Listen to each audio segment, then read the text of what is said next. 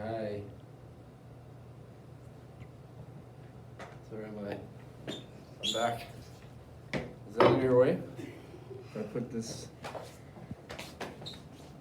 Good afternoon, morning. Still, hang on. We're back with Australopithecus anamensis. This is the first Australopithecus that we'll talk about. They are one of my personal favorites, partly because they had ginger babies. Very cute little kids, really nice smiles. Anyways, highlight of the day. Anamensis, this was, again, keep in mind what I mentioned last time, the geographical regions and how far away things are to call them a new species. This was the first kind of femur on a hominid found, and again, the age, I'm not sure the laser works, but the age is, again, quite a big range. So we're talking about the direct ancestor of Afarensis, which is likely one of the most important fossils of all time in terms of this stuff. Okay, so this is Afarensis. Lucy, we measured her. That's the exact same skull we got. So between 4 and 3 million years ago, this one is kind of cool. It's got a really neat story behind it.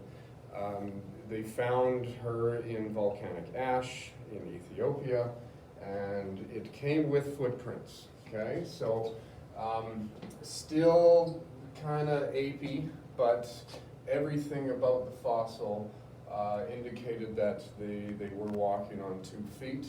And keep in mind what we've talked about in terms of what you need to be able to walk on 2 feet.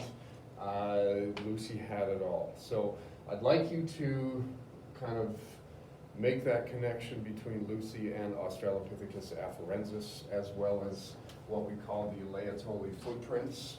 Okay? So Lucy, that's again considered a complete fossil for the age that it is. And the important bones that would help us kind of understand that it would be bipedal would be, again, these things right here, the pelvis and especially the femur, showing the angle, and again, the lower leg bones. So you see where that angle is, and again, very similar to ours today. So Lucy was a short gal, had orange bones compared to the humans, okay? And these footprints. So this story is neat. They took a break when they were kind of trying to do this, or trying to find Lucy, and they started kicking around the soccer ball. And I guess one guy wasn't a very good soccer player, so he kicked it out of the group, and the ball went over to some bushes. And when he was getting the ball, he realized, you know, being an archaeologist, well, this looks like a print. So he started digging it up, and over the course of that afternoon, they uncovered some of the coolest things. So this was a footprint left by Australopithecus afarensis.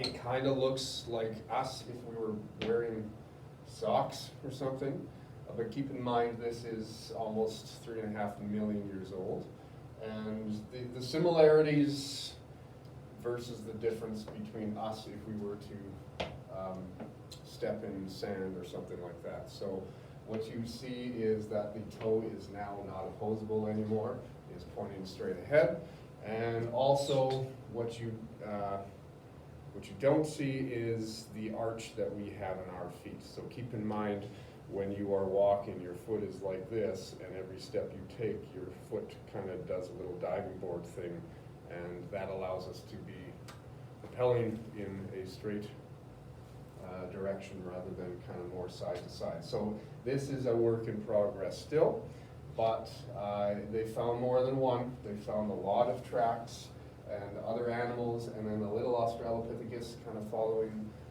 likely mom. But this was found in volcanic ash, so they were walking through wet volcanic ash, so it'd be like us walking through cement, and then more ash kind of fell on it, solidifying it, and making all this cast, and then kind of, over the years, kind of more sediment fell in, so they were basically cast like, again, what we would experience if we walked in cement. So then we have a split. So here we are right here with Afarensis, and then it goes in two different directions. The kind of more sleek ones end up kind of going through to the genus Homo, as well as there's other ones that, again, probably found harder diets and ended up being these huge monsters with big jaws and still keeping the kind of sagittal crest. So we'll talk about Robustus, Boise, and again, this is the time frame. It's getting a little closer to us. So the Robustus, very big compared to the little tiny slender Afarensis.